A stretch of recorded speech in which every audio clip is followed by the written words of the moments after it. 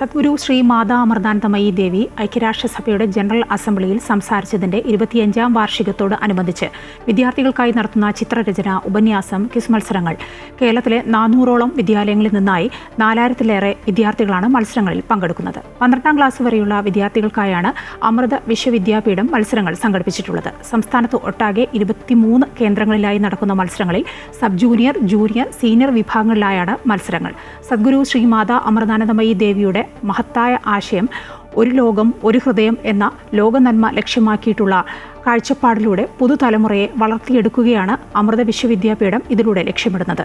ജില്ലാ മത്സരങ്ങളിൽ വിജയികളാകുന്നവർ ജനുവരി 12-ന് അമൃത വിശ്വവിദ്യാപീഠം അമൃതപുരി ക്യാമ്പസിൽ നടത്തുന്ന ഫൈനൽ റൗണ്ട് മത്സരങ്ങളിലേക്ക് യോഗ്യത നേടും.